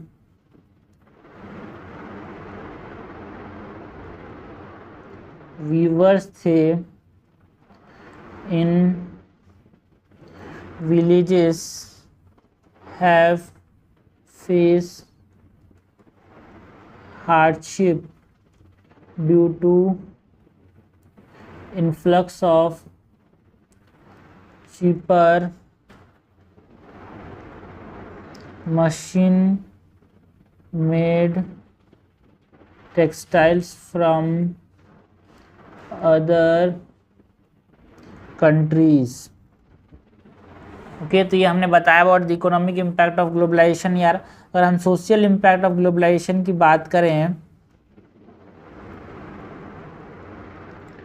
सो एक तरह से आप समझना, बिकॉज ग्लोबलाइजेशन से हमारे पास बेटर एक्सेस टू एजुकेशन हो गया है यार। हेल्थ केयर से बेटर एजुकेशन देखने को मिला, जो सोशल सर्विसेज थे वो इंडियन विलेजेस तक पहुंची, है ना। हमने बताया कि जो प्राइमरी स्कूल्स हो गए या फिर जो तो हेल्थ केयर सेंटर्स तो जो है हमारे पास स्कूल्स हो गए, है ना, जो एसेंशियल एमिनिटीज़ थी वो एक तरह से विलेजेस के अंदर बढ़ी है यार, है ना। ग्लोबल कल्चर का जो एक्सपोजर हुआ उससे कुछ चैलेंजेस भी देखने को मिले about the mindset of the rural population यार, बिकॉज जो मॉडर्न लाइफस्टाइल जीने की जो उनकी चाहत थी, जो वैल्यूज थी वो बढ़ी एक तरह से, है ना। और जो ट्रेडिशनल सोशल स्ट्रक्चर था उसका इरोजन भी हुआ, उनकी जो कल्चर प्रैक्टिस थी वो कमजोर हो गई, है ना। एक तरह से सोशल हार्मोनी मेंटेन करना भी एक तरह से दिक्कत हो गया, कोहिजन जो आपस में जो पहले रहता था विलेजेस के अराउंड वो कमजोर हो गया यहाँ पे। तो सोशल इम्पैक्ट बहुत बड़ा भी रहा है यार। एग्जाम्पल के तौर पर हमने बात की अबाउट व्हाट जो स्प्रेड था एजुकेशन का in rural areas has empowered what women, या फिर जहाँ तक एजुकेशन नहीं पहुँच पाता था because of the traditional means, तो यहाँ से उनको एजुकेशन मिला। Also led to the decline in the child marriages यार, जो हार्मफुल प्रैक्टिसेस थे लाइक ऑफ सती या फिर बहुत सारी और भी चीज़ें थी, है ना, वो एक तरह से उनको जब एजुकेशन मिला तो वो कम हुई। बट इससे जो ग्लोबल कल्चर था उन्होंने इनको इन्फ्लुएंस किया बहुत। हम बात कर सकते हैं about the influence of drugs यार, जो अल्कोहल अब्यूज था among the youth in social village या फिर रूरल विलेज, वो एक तरह से नेगेटिव इन्फ्लुएंस लाया because of the so called materialistic culture of the global world. यहाँ पे एक तरह से यहाँ पे देखने को मिला अमॉन्ग द इंडियन विलेजेस। तो फायदे नुकसान है यहाँ पे दोनों चीज बताएंगे। तो सोशल इम्पैक्ट में हमने एग्जाम्पल के तौर पर बताया कि जो स्प्रेड था, spread of education in rural areas has empowered women and led to a decline in child marriages and other harmful practices. However, the influence of global culture has also led to an increase in drug and alcohol abuse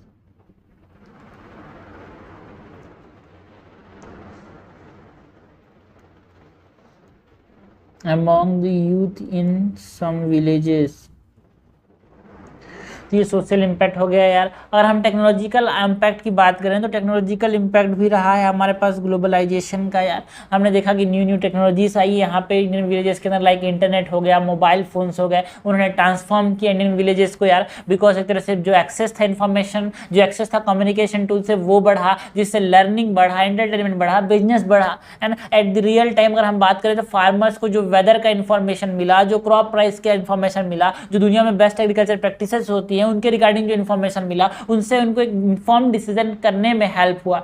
but एक तरह से digital divide भी देखने को मिलता है regarding the urban rural areas यार, है ना। बिकॉज जो लैक ऑफ डिजिटल इंफ्रास्ट्रक्चर की कमी जो है वो यहाँ पे जो अर्बन एरियाज है उनको तो टेक्नोलॉजिकल इंपैक्ट मिल गया, टेक्नोलॉजिकल एडवांसमेंट हो गया, रूरल इसका उतना हो नहीं पाया, है ना। एग्जाम्पल के तौर पे जो ई चौपाल इनिशिएटिव था आईटीसी का, इट हैज लिमिटेड टू, है ना, इट इज जो है ना, it is enable the farmer of area कि वो एक्सेस कर पाए इंटरनेट को एंड गैदर कर पाए इन्फॉर्मेशन ऑन व्हाट, गैदर कर पाए इन्फॉर्मेशन ऑन मार्केट प्राइसेस, जो एग्रीकल्चर इनपुट्स हैं, वेदर अपडेट्स हैं, या फिर प्रोडक्टिविटी को कैसे इंप्रूव किया जा सके, है ना, इनकम कैसे इंप्रूव किया सके। तो ये हमारे पास क्या रहा है, टेक्नोलॉजिकल इंपैक्ट रहा है ऑफ ग्लोबलाइजेशन या, है ना। बट हाँ, डिजिटल डिवाइड की बात भी करेंगे।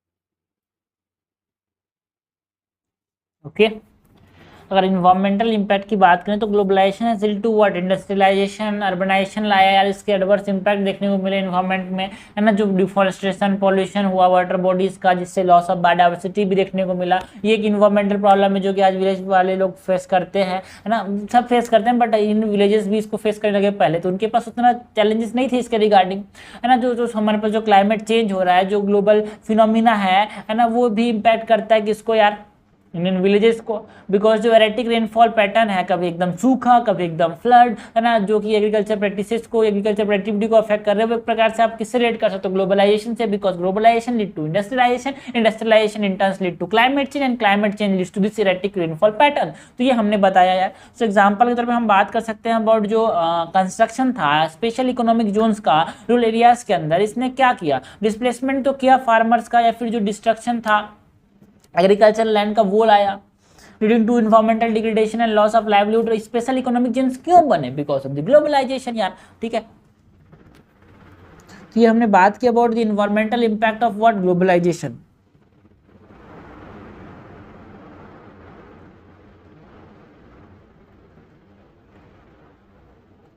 एग्जाम्पल के तौर पे जो कंस्ट्रक्शन है ऑफ स्पेशल इकोनॉमिक जोन्स, जिसको हम SCZ बोलते हैं, जहां पे प्रोडक्शन होती है कुछ चीजों की, जहां पे टैक्स नहीं लगता यार, ठीक है।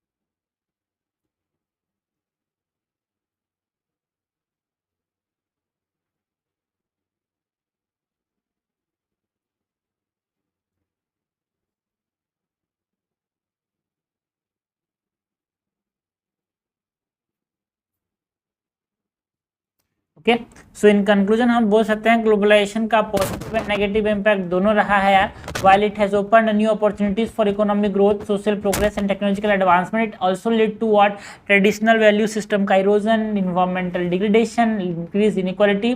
Therefore it is essential to what? It is essential to strike a balance between the globalization and preservation of unique and जो unique culture and social fabric है इंडियन विलेजेस का।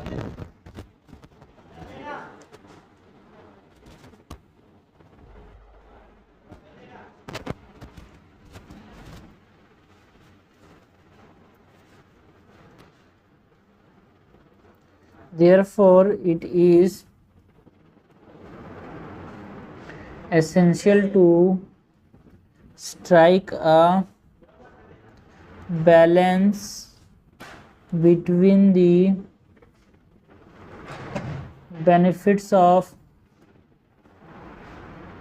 globalization and the preservation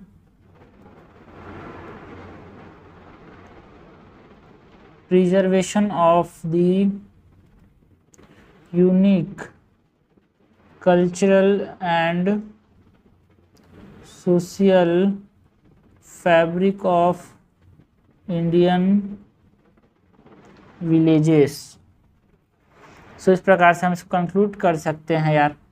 so question क्या था? Question था discuss the impact of globalisation on Indian villages. तो हमने बताया globalisation है क्या? इट इज इंक्रीजिंग इंटीग्रेशन या फिर जो इंटरडिपेंडेंस है कंट्रीज का आपस में in terms of economic, political and cultural aspect, जिससे क्या होता है? ओपनिंग होता है मार्केट का, एक्सचेंज होता है आइडियाज का, मूवमेंट होता है पीपल्स का, है ना। सो ये हमने बताया यार। तो इम्पैक्ट क्या है ग्लोबलाइजेशन का इंडियन विलेजेस? हमने बताया था इकोनॉमिक इम्पैक्ट में, जैसे कि हमने एग्जाम्पल दिया फ्लोरिकल्चर इंडस्ट्री, तो अब फ्लरिश किया बिकॉज बेनिफिट हुआ फार्मर्स को, अब वो फ्लावर उगाने लगे तो वो एक्सपोर्ट भी होने लगे, ज़्यादा फायदा हुआ। बट हाँ, जो ट्रेडिशनल वीवर्स थे जो कि हाथ से क्या करते थे, चरखा चलाते थे, या फिर जो है ना सिलाई की धागा मतलब जो करते थे, है ना, तो उनका क्या हुआ? एक तरह से डिक्लाइन हुआ बिकॉज आप समझना मशीन में टेक्सटाइल्स जो थे वो ज़्यादा चीपर थे यार, ज़्यादा बल्क में आने लगे। तो ये हमने देखा अबाउट दी इकोनॉमिक इम्पैक्ट यार। सोशल इम्पैक्ट में हमने बात की, जो एजुकेशन का जो स्प्रेड था उससे वुमेन एम्पावर्ड हुए, जो चाइल्ड मैरिजेस में डिक्लाइन देखने को मिला, और भी जो हार्मफुल प्रैक्टिसेस थे उसमें डिक्लाइन देखने को मिला। बट हाँ, एक तरह से इसने ग्लोबल कल्चर का जब इन्फ्लुएंस हुआ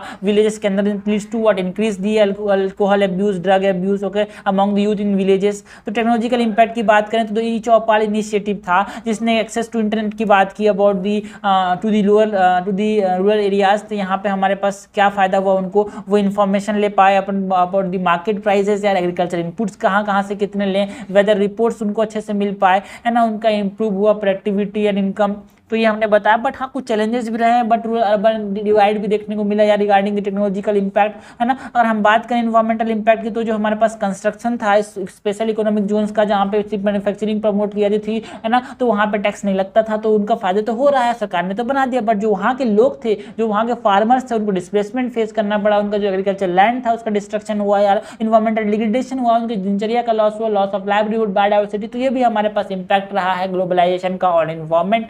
सो इन कंक्लूजन जरूरी क्या है, हमने बताया कि देखो भाई पॉजिटिव एंड नेगेटिव दोनों कॉन्सिक्वेंसेज रहे हैं ग्लोबलाइजेशन के, तो जरूरी है कि हमारे पास एक बैलेंस बना के रखें बेनिफिट ऑफ ग्लोबलाइजेशन और प्रिजर्वेशन ऑफ यूनिक कल्चर के बीच में, किसका, इंडियन विलेजेस का। So this is all about the answer regarding the impact of globalisation on Indian villages. आगे बढ़ते हैं, नेक्स्ट क्वेश्चन देखते हैं भाई। Describe the provision under the 6th schedule of the Indian constitution. कौन कौन से प्रोविजन 6th शेड्यूल में है वो हमको बताना है। तो सबसे पहले तो हम मेंशन करेंगे कि 6th शेड्यूल बात किसके बारे में करता है यार, है ना, जो special administration of tribal areas की बात करता है। कौन कौन से यहाँ, AMTM, है ना, तो असम, मिजोरम, त्रिपुरा, मेघालय, या फिर असम, मेघालय, त्रिपुरा, मिजोरम के जो ट्राइबल एरियाज है उसके एडमिनिस्ट्रेशन के रिगार्डिंग यहाँ पे 6th शेड्यूल है ना, उनके राइट्स को, उनके इंटरेस्ट को प्रोटेक्ट करने की बात करता है यार, है ना। ये जो 6th शेड्यूल है एक तरह से उनको एक तरह से एक सोशल इकोनॉमिक या फिर पॉलिटिकल डेवलपमेंट लाने की बात करता है उस एरिया में। तो इंट्रोड्यूस करेंगे मैं mentioning that the 6th schedule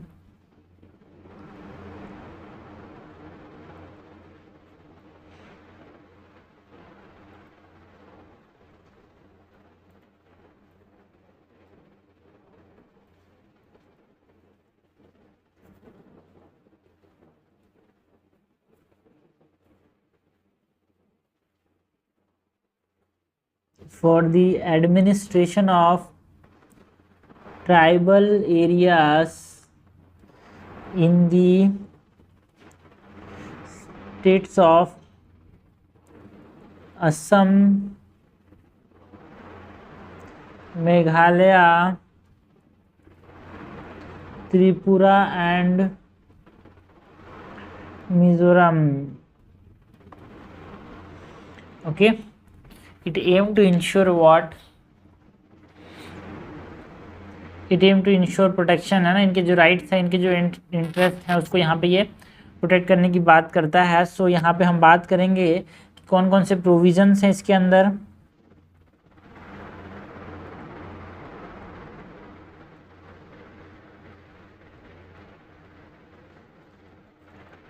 सो पहला क्या है भाई, हमारे पास autonomous district and autonomous region की बात करता है ये 6th शेड्यूल जो है वो।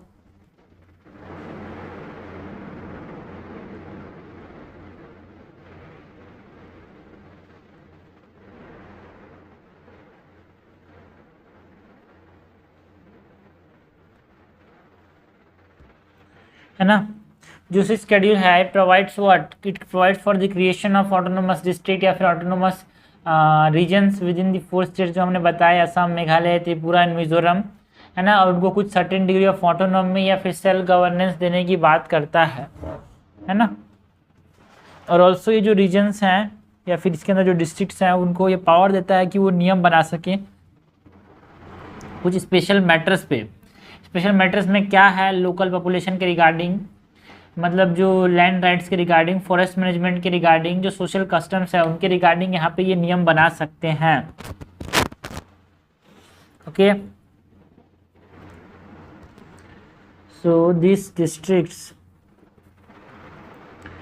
And regions have their own council, इसको हम ऑटोनोमस डिस्ट्रिक्ट काउंसिल्स बोलते हैं।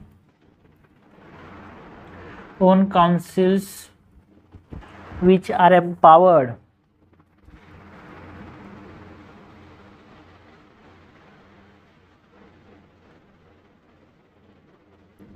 to legislate on specific matters concerning the local population such as land rights,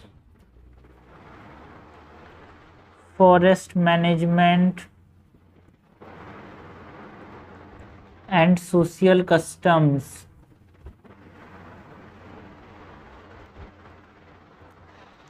okay, तो पहला provision autonomous district and autonomous reason का है भाई। दूसरा यहाँ पे जो डिस्ट्रिक्ट एंड रीजनल काउंसिल्स हैं 6 शेड्यूल के अंदर, उसकी बात करें तो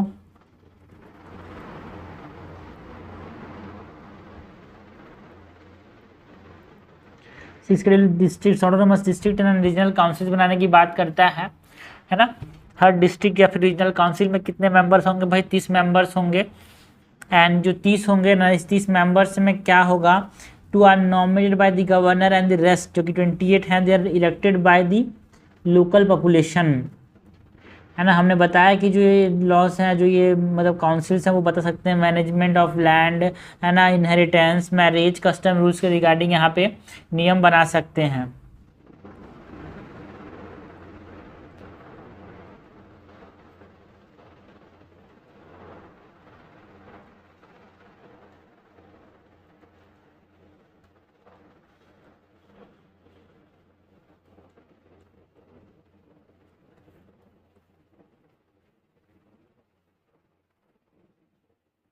जो are nominated by the governor and the rest are elected by the local population।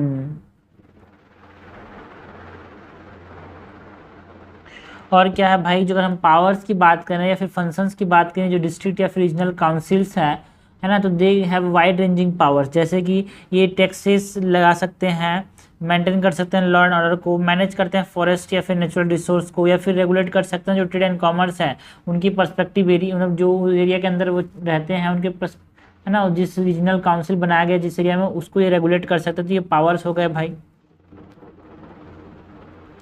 So powers and functions of district and regional councils, जिसमें हम बात करें including the ability to levy taxes, maintain law and order, manage forest and other natural resources, and regulate trade and commerce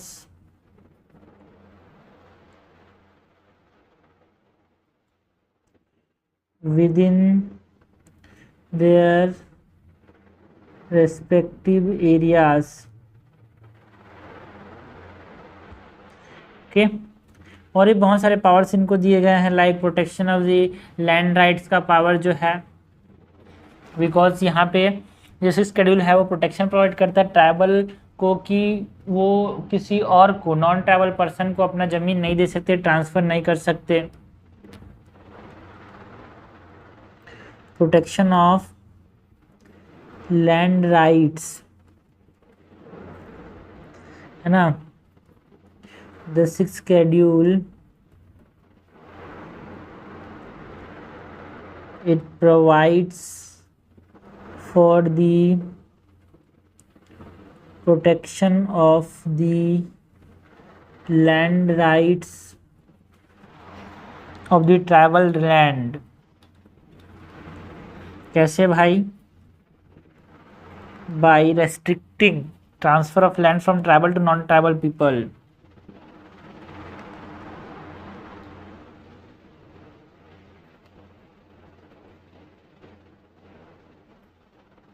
Transfer of land from tribal to non tribal, या तो district council इसको regulate करते हैं यार। Also जो special power दिया गया है गवर्नर को, उसकी बात कर सकते हैं, बिकॉज है ना the governor can over rule the decision of the district या रीजनल काउंसिल एंड डिसॉल्व भी कर सकता है काउंसिल को अगर ठीक से काम ना करे तो। ये 6th शेड्यूल जो है वो गवर्नर को एकदम स्पेशल पावर देता है। या फिर डेवलपमेंट एंड वेलफेयर की बात भी कर सकते हैं यार। जो 6th शेड्यूल है वो प्रमोट करने की बात करता है डेवलपमेंट एंड वेलफेयर किसका? ट्राइबल पॉपुलेशन का। कैसे? By providing them a degree of autonomy यहाँ पे हम बात कर सकते हैं अबाउट दी खासी ऑटोनोमस डिस्ट्रिक्ट काउंसिल जो कि मेघालय के अंदर है, जिसने बहुत सारे खासी के ट्रेडिशनल कस्टम्स एंड प्रैक्टिस को प्रमोट किया है यार, एंड उस रीजन में वेलफेयर लाया है।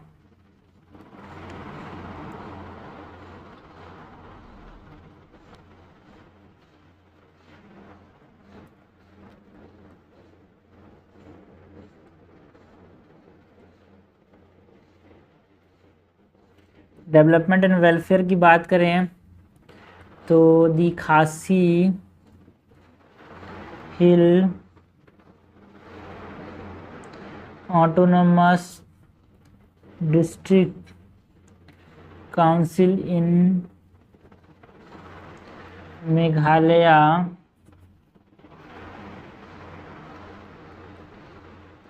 which has been successful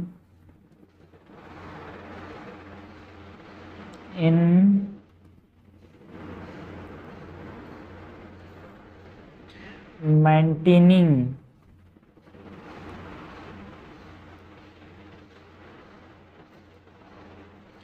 maintaining the traditional Khasi customs and practices while also promoting development and welfare in the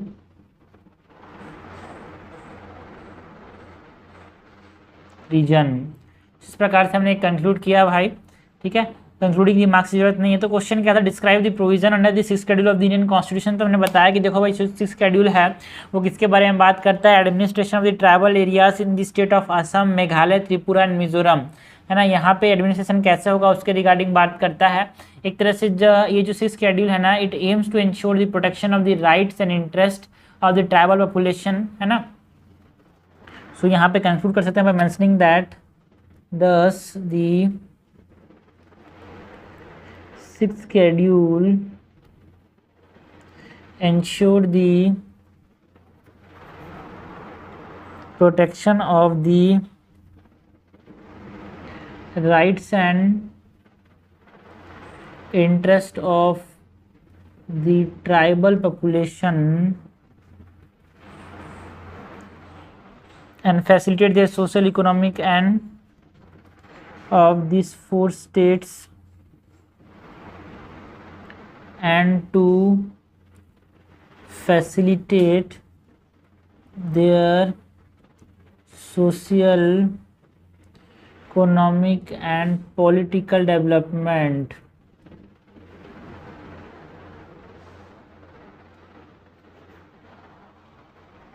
तो इस प्रकार से हमने कंक्लूड किया यार।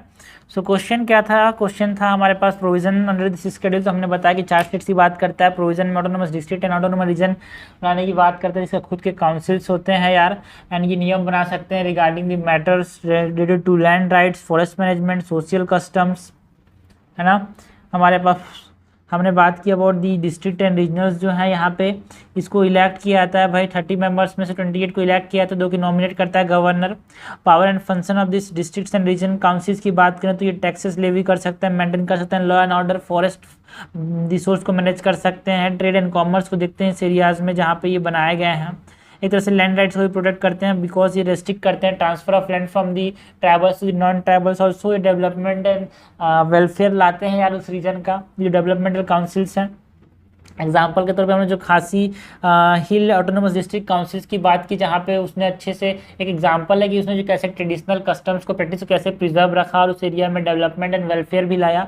सो इन कंक्लूजन जो सिक्स शेड्यूल था जैसे राइट्स एंड इंटरेस्ट को प्रोटेक्ट करता है यार tribal population in this four state of Assam, Tripura, Meghalaya and Mizoram, and also एक तरह से social, economic and political development लाता है। So this is all about the answer regarding the six schedule का provisions and also regarding the part 2 of what, part 2 of